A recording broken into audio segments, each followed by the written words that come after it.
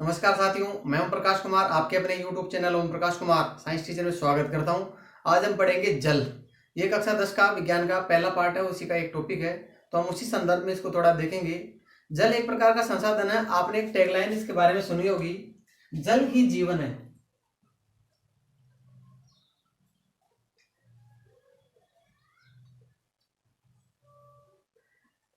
ये एक बहुत ही टैगलाइन है, क्योंकि अपना जो सारा का सारा टॉपिक डिपेंड करेगा वो इसी लाइन पे करेगा।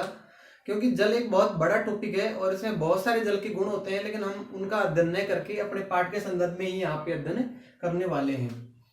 देखो, पृथ्वी पे जो जल है, या मैं से बात करूं कि पृथ्वी पर 70% भाग पर 70% भाग है उस पे जल पाया जाता है, और जमीन है वो 30% है। अब जो 70% यानी भाग है, अब मैं बात करूंगा कुल जो जल है, उस कुल जल में 97% जल वो समुद्र में है। और समुद्र में होने का तात्पर्य मैं कह रहा हूं यहाँ पे वो खारा पानी है, मीठा पानी नहीं है। वो पानी हमारे पीने के काम में नहीं आ सकता है, वो इतना खारा है। उसमें भी जो 3% बचता है, उसमें 2% पानी है वो बर्फ के रूप में, ठोस रूप में। उत्तरी ध्रुव और दक्षिणी ध्रुव जो है वहां पर बर्फ के रूप में पाया जाता है, और वो वाला पानी भी एक प्रकार से ठोस रूप में है, इसलिए वो पानी भी अपने लिए उपयोग में नहीं आता है। अब बचता है 1% जल। वो 1% जल है, वो है मीठा पानी, और यही पानी अपने उपयोग के आता है। अब देखो, ये पानी है वो मीठा पानी है, वो कैसे कैसे रूप में कहाँ कहाँ अपने को उपलब्ध रहता है।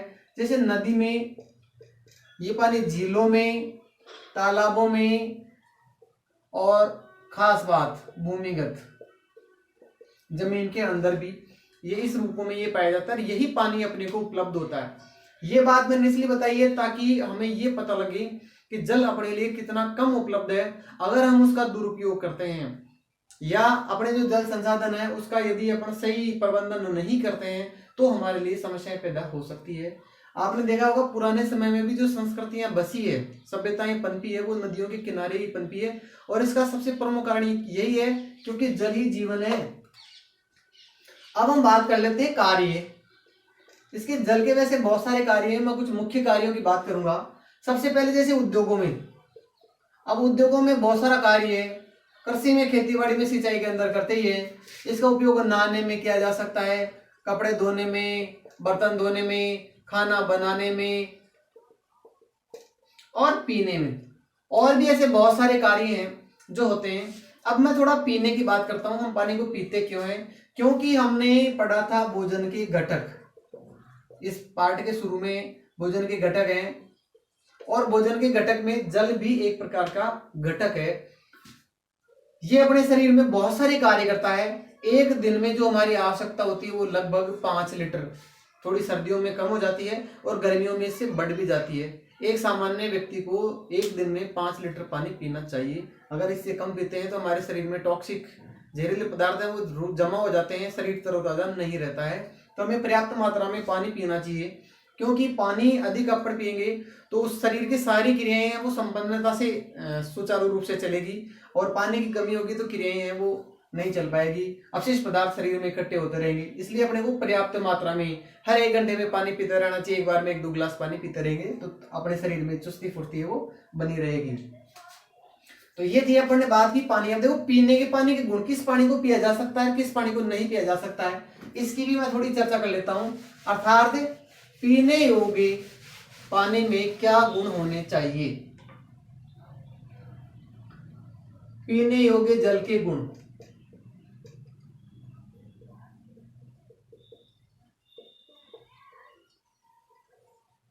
सबसे पहली बात, आंखों से दिखने वाला कोई कचरा नहीं होना चाहिए। आप पानी पी रहे हैं उसी में कोई कचरा पड़ा हुआ तो हम उसको पी नहीं पाते हैं। अर्थात आंखों से दिखने वाला कोई भी तिनका या ऐसी चीज, आंखों से कोई भी चीज अपने को नहीं दिखनी चाहिए। आंखों से दिखने वाला कचरा नहीं होना चाहिए। अब ऐसी भी चीजें हो सकती है जो है उसके अंदर लेकिन अपने को आंखों से नहीं दिख रही, कुछ सूक्ष्म जीव हैं जैसे जीवाणु, बैक्टीरिया, वो हो सकते हैं, वो भी नहीं होने चाहिए। यानी बिना आंखों से दिखने वाले, आंखों से नहीं दिखेंगे लेकिन फिर भी नहीं होने चाहिए। जैसे सूक्ष्म जीव में एक ही शब्द मैंने जीवाणु और अलग अलग मैंने नहीं लिखे, सूक्ष्म जीव नहीं हो,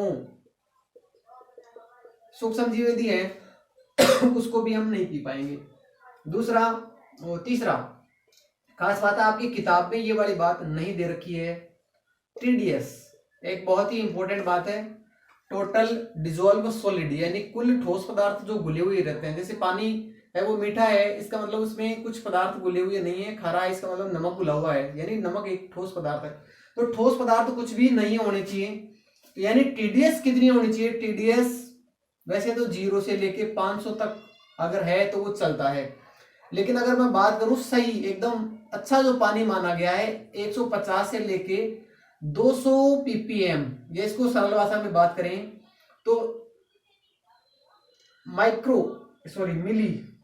मिलीलीटर कह सकते हैं, या ppm ही ज्यादा इसके लिए सही शब्द है। ppm पार्ट पर मिलियन, 1 लाख में, लाख भी भाग में, इतनी यदि ppm है तो वो पानी बेस्ट पानी है। देखा होगा आरओ का जो पानी होता है वो पानी की पीएच यहाँ पर, पीएच नहीं, टीडीएस यहाँ पर सेट की जाती है। अगर ये टीडीएस है तो सही है, अगर इससे टीडीएस ज्यादा आ रही है, या जैसे अपने जमीन का नीचे से ज्यादा गहराई से पानी निकालते हैं तो उसमें फ्लोराइड क्लोराइड ऐसी चीजें घुली हुई रहती है और उनके कारण उनकी टीडीएस ज्यादा रहती है। अगर कहीं पे 300 या 400 लगभग टीडीएस है तो वहां के लोग आरओ प्लांट लगा लेते हैं, मिनी आरओ अपने घर में लगा लेते हैं, या आजकल तो हर ग्राम पंचायत में वैसे भी आरओ प्लांट लगे हुए हैं। तो वो क्या करते हैं, जो टोटल डिजोल्व सॉलिड है, इसे सॉलिड को, ठोस जो पार्टिकल्स है, साल्ट है एक तरह से देखा जाए तो, उन साल्ट को पानी से बाहर निकाल देता है, पानी को मीठा कर देता है। तो टीडीएस कितनी होनी चाहिए? टीडीएस 150 से लेके 200 होनी चाहिए। अगर 500 से ज्यादा है तो हमें उस पानी को पीना ही नहीं चाहिए, लेकिन अगर मजबूरी में अपने पी रहे हैं तो चला सकते हैं 500 से कम का। 500 से ऊपर का तो किसी हालत में नहीं पड़ना चाहिए, क्योंकि अपने शरीर के सारे बैलेंस को बिगाड़ देता है। अब हम आगे देखते हैं जल की पीएच। जल की पीएच लगभग 6.5 से लेके 7.5 के आसपास होनी चाहिए, इस रेंज के अंदर होनी चाहिए। वैसे आशुद्ध जल जो होता है, भाप पड़ा जल होता है, उसकी पीएच होती है 7, लेकिन उसमें कुछ पदार्थ टीडीएस मैंने कहा 150 से लेके 200, इसका मतलब कुछ ना कुछ पदार्थ तो घुले हुए होंगे। 0 टीडीएस का पानी भी हम पियेंगे तो अपने को एकदम स्वाद ही नहीं लगेगा, वो ठीक नहीं रहेगा। साल्ट अपने को चाहिए भी, इसलिए थोड़ी बहुत है, और थोड़ी बहुत है तो 7 से थोड़ी कम ज्यादा हो सकती है। अगर 6.5 से पीएच कम है या 7.5 से ज्यादा है, वो पानी अपने पीने योग्य नहीं है। पीएच आगे वाले वीडियो में आप देख पाएंगे पीएच क्या है। वैसे पीएच का मतलब होता है हाइड्रोजन आयन की सांद्रता का माप ही है, वो पीएच कहलाता है। आगे पीएच के अंदर जल के अंदर पर्याप्त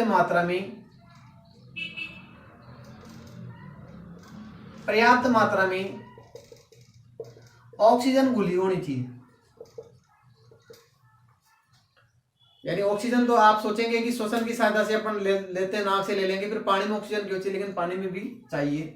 देखो मैं रिवाइज कर दूं, आपकी आंखों से दिखने वाला कचरा नहीं होना चाहिए, कोई सूक्ष्म जीव भी नहीं होने चाहिए उसके अंदर, जैसे जीवाणु बैक्टीरिया वो भी नहीं होने चाहिए। टीडीएस 150 से लेकर 200 होनी चाहिए।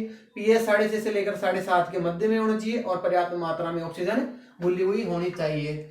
अब देखो अगर हम दूषित जल पिएंगे, जैसे सूक्ष्म जीव वगैरह है या टीडीएस सही नहीं है, तो अपने स्वास्थ्य पर क्या प्रभाव पड़ेंगे, इसकी भी चर्चा हम थोड़ा कर लेते हैं। तो ये अपन ने देखे थे पीने योग्य जल के गुण। अब हम देखेंगे दूषित जल के प्रयोग से हानि, नुकसान क्या होते हैं, दूषित जल का प्रभाव। दूषित पानी पिएंगे तो क्या होंगे, सबसे ज्यादा आपकी बुक में भी दे रखा है, बीमारियां पैदा होगी, और बीमारियां भी ज्यादा होगी पेट से संबंधित बीमारियां, क्योंकि सबसे पिएंगे तो पेट में जाएगा पानी। इनके अंदर जो मुख्य बीमारियां हैं वो जैसे हैजा, पेचिस, दस्त वाली बीमारियां हैं, दोनों ही पेट में मरोड़ियां आती है, यहाँ पे पानी जैसे पतले दस्त हो जाते हैं, शरीर में पानी की कमी हो जाती है। और जैसे हेपेटाइटिस, टाइफाइड, ये पानी से फैलने वाले रोग हैं। और इंपॉर्टेंट रोग है नारू एक कृमि से होने वाला रोग है, थोड़ा विशेष बता देता हूं इसके बारे में। और उस कृमि का नाम है कुलस मेडिनेंसिस, और वैज्ञानिक का नाम है, इसलिए इसको अलग अलग अंडरलाइन करना चाहिए। ये कृमि है, एस्केलमंथिस वर्ग से संबंधित है, फाइलम से संबंधित है, ये संघ से संबंधित है। इसमें क्या होता है, ये जहां पर खुले तालाब, जैसे मान लो ये तालाब है और इसके अंदर यहाँ पहले से कोई नारू रोग कोई भी पानी पिएगा तो उसके पेट में चला जाएगा, और ये हाथ और पैर कभी धोने आएगा तो वहां वापस इसमें आ जाएगा, तो ये चक्कर चलता रहता है। लेकिन ये रोग अब किसी को भी नहीं होता है। 2 रोग हैं, चेचक चेचक और नारू। ये 2 रोग अब विश्व में किसी को भी नहीं है। WHO ने प्रयास किया और सभी देशों ने साथ दिया, तो ये 2 रोग है वो पूरी दुनिया से हम मिटा चुके हैं। अब इसका नया रोगी बिल्कुल भी 2000 के बाद में 20 साल से एक भी रोगी इसका नहीं आया है। तो हम कह सकते हैं चेचक और नारू। तो ये हो गया चे और ना। तो मैं इसको ऐसे बता देता हूँ कि चेनाराम, चेना अब दुनिया में नहीं है, चेनाराम दुनिया में नहीं है, यानी चेचक और नारू रोग है वो किसी को भी नहीं होते हैं। तो ये अपने देखे हैं इससे होने वाले रोग।